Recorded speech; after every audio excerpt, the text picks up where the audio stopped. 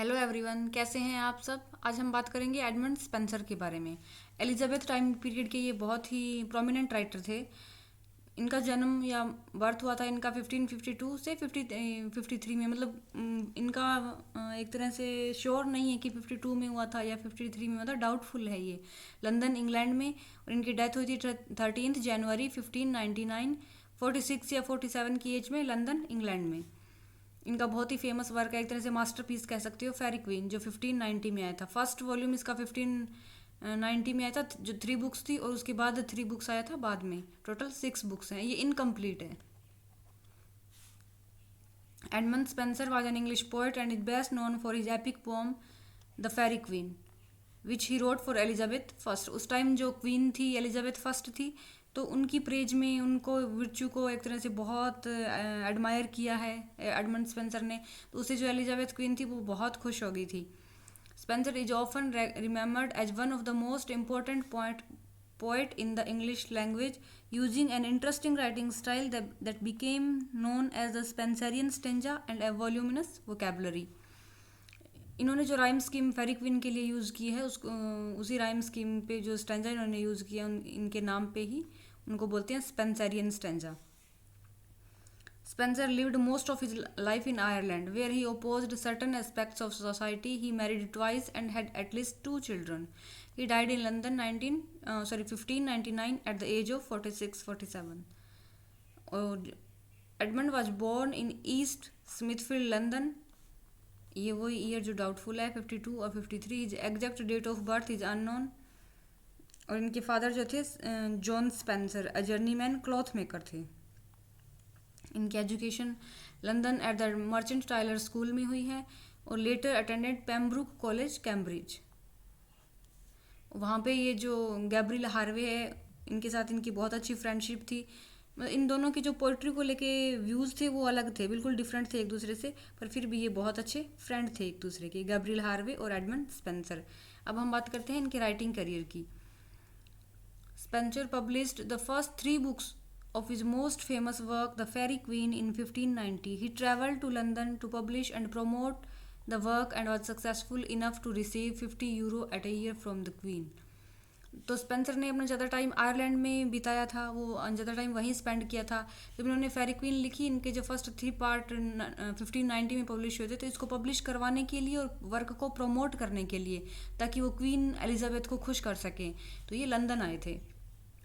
A year later, he published a translation in verse of Joachim du Ballet's sonnets, Les Antiquités de Rome, 1558. This work, entitled Ruins of Rome by Ballet, may also have been influenced by Latin poems on the same subject. In 1596, Edmund Spenser wrote another of his famous work. ये famous इसीलिए है क्योंकि इन्होंने एक pros pamphlet लिखी थी Ireland के लोगों के बारे में, A View of the Present State of Ireland.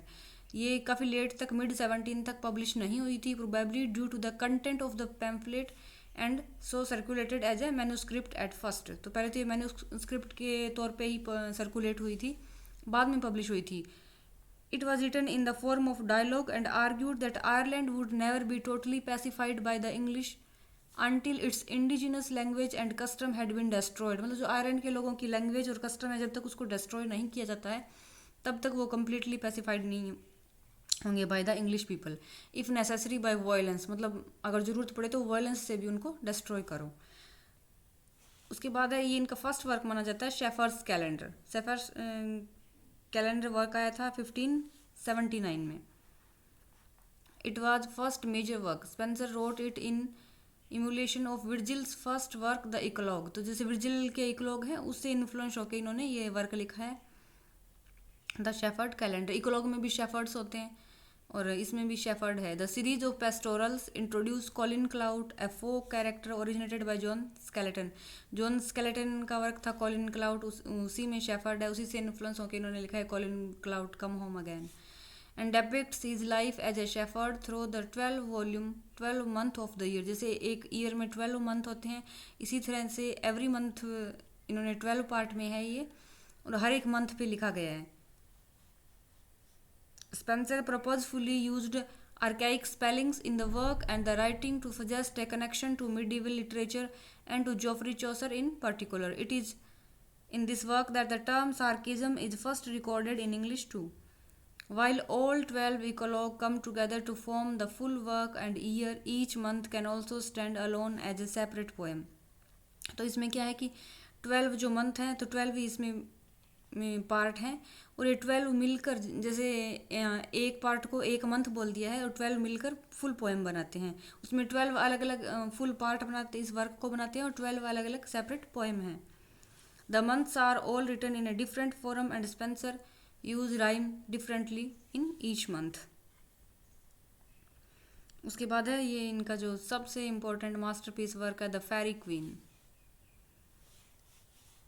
The Fairy Queen is Spenser's masterpiece. The first 3 books of this epic were published 1590 and the second set of 3 books were published 1596 after 6 years. Although Spenser did indicate that he originally intended the work to be 12 books long, so the work we see today is incomplete. एक तरह से उन्होंने बताया कि वो 12 book लिखेंगे. उनका intention था वो 12 बुक लिखने का था पर वो 6 ही लिख पाए, मतलब एक तरह से इनकम्प्लीट है, उससे पहले उनकी डेथ हो गई. The Faerie Queene is one of the longest work in the English language and is the work in which Spenser invented the verse form known as the Spenserian stanza. The poem follow several knights as a means to examine different virtues and though the text is primarily an allegorical work. हाँ, ये English literature का एक allegorical work भी माना जाता है. Faerie Queene most important allegorical work है. ये एलिगोरिकल वर्क का मतलब होता है कि वो इनर वर्ल्ड और आउटर जिसमें जो कैरेक्टर होते हैं वो इनर वर्ल्ड को भी प्रेजेंट करते हैं और आउटर वर्ल्ड को भी. Allegorical work it can be read on several levels of allegory including as praise of Queen Elizabeth first. इसमें जो ग्लोरियाना कैरेक्टर है वो एक तरह से क्वीन एलिजाबेथ को प्रेजेंट करती है.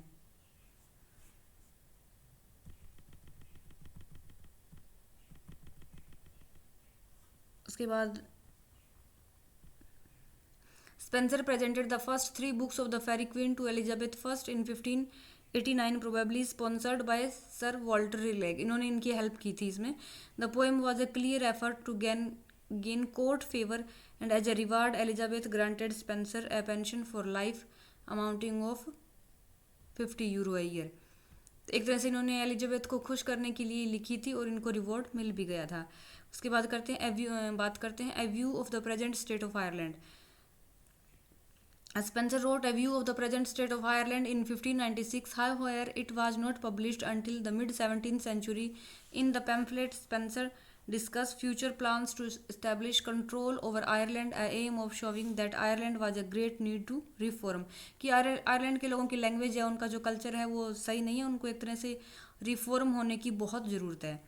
In the work, Spenser categorized the evils of the Irish people into 3 prominent categories: law, customs, and religion. According to Spenser, these 3 elements work together in creating the supposedly disruptive and degraded people which inhabited the country.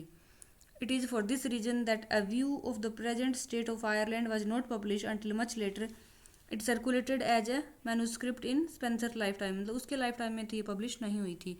उसके और important work है Amaravati sonnets हैं और एपिथेलेमियन है. एपिथेलेमियन मतलब marriage को celebrate करने के लिए एक song. Is similar to the Faerie Queene because it was dedicated to woman. ये फेरी क्वीन भी तो ग्लोरियाना एक तरह से क्वीन एलिजाबेथ को डेडिकेटेड था. उसी तरह से एमरोती सोनेट्स और एपिथेलेमियन ये भी वुमेन को डेडिकेटेड है, लेकिन ये क्वीन को नहीं है, मतलब पॉलिटिकल फेवर गेन करने के लिए नहीं है. ये इनकी खुद की वाइफ के को डेडिकेटेड है, अपने बिलव्ड के लिए है. Spenser wrote Amoretti sonnets and Epithalamion to his wife Elizabeth boil.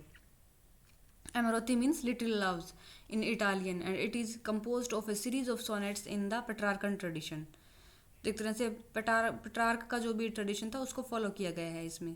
The Spenserian sonnet boast a different rhyme scheme from that of the famous Shakespearean sonnet as it is an earlier adaptation of the Petrarch sonnet. However, the form of the Spenserian sonnet is not unique to Spenser as contemporary like Sir Philip Sidney used the exact same meter and rhyme scheme. मतलब इनकी जो Spencer की थी वो कोई unique नहीं है, उनके कंटेम्प्रेरी थे जो सर फिलिप सिडनी, उन्होंने भी इसको यूज़ किया है.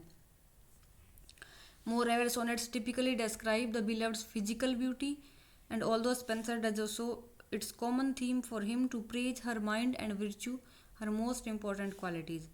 अब स्पेंसरियन सोनेट के बारे में बात करते हैं। Spenserian sonnet are written in iambic pentameter. Iambic pentameter के लिए मैंने पहले ही बताया था कि अनस्ट्रेस्ड सिलेबल और स्ट्रेस्ड सिलेबल होते हैं, वो मिल के आयम्स बनाते हैं, और ये टोटल 5 होते हैं, तो आयम्बिक पेंटामीटर बोलते हैं। With rhyme scheme of A B B C C D E E, ये स्पेंसरियन सोनेट्स की राइम स्कीम है।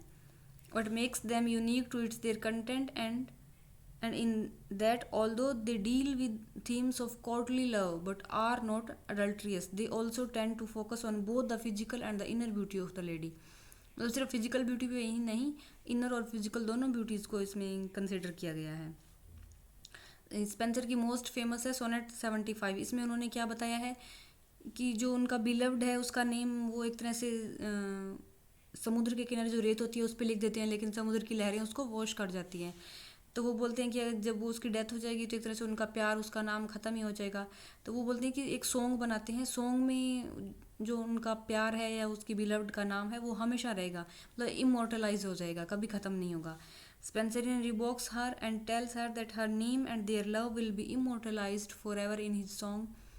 Spencer was correct as his sonnet is still read today and Elizabeth Boyle has not been forgotten. तो वो सही थे एक तरह से, क्योंकि इनकी सोनेट्स को आज भी पढ़ा जाता है और एलिजाबेथ बॉयल का नाम भूला नहीं गया है, और ना ही स्पेंसर का प्यार। हाउएवर उसके बाद आता है एपिथेलेमियन। एपिथेलेमियन भी बहुत इंपॉर्टेंट वर्क है, काफ़ी फेमस वर्क है एडमंड स्पेंसर का। तो Epithalamion is Spenser's greatest work outside of the Faerie Queene. It's detail Spenser wedding day, मतलब जिस दिन उनका वेडिंग डे था उसमें जो एक दिन में इसमें 24 स्टैंजा है, तो वो 24 आवर्स को इंडिकेट करते हैं। एक दिन में 24 आवर होते हैं ना, तो ये स्टैंजा भी 24 आवर्स को इंडिकेट करते हैं, मतलब शुरू से नाइट तक जो पूरा डे था वेडिंग का उस दिन को, from beginning to end. The metre and verifying length of line is what makes Epithalamion musical. What truly set this poem apart from all other English poetry is Spenser's ability to convey and express joy. और एक और important प्रोथेलेमियन, तो इनके नाम से ही ये marriage को ही celebrate करने के लिए है। प्रो मीन्स पहले, तो पहले मतलब आप एंगेजमेंट सेरेमनी बोल सकते हो। एपिथेलेमियन मतलब same day. Prothalamion was written by English poet Edmund Spenser in 1596, और इसी टाइम वो आया था फेरी क्वीन का सेकंड एडिशन, जो 456 बुक थी उनकी। In celebration of the engagement of Elizabeth and Katherine Somerset, the daughters of the Earl of Somerset. The poem was innovative and unusual for its time. In fact Spenser coined the word Prothalamion specially for it, modeling the title on the word epithalamion or the wedding song. Unlike an epithalamion which celebrate a wedding, a prothalamion celebrates a betrothal और engagement। जो इनका फेरी queen है उसको हम detail में करेंगे, पर next video में करेंगे, अभी वीडियो थोड़ी ज़्यादा लंबी हो जाएगी। तो ये फेरी क्वीन को हम डिटेल में करेंगे, नेक्स्ट वीडियो में करेंगे। तो थैंक यू फॉर वॉचिंग। अगर आपको वीडियो अच्छा लगे तो please like and subscribe the channel. Thank you for watching.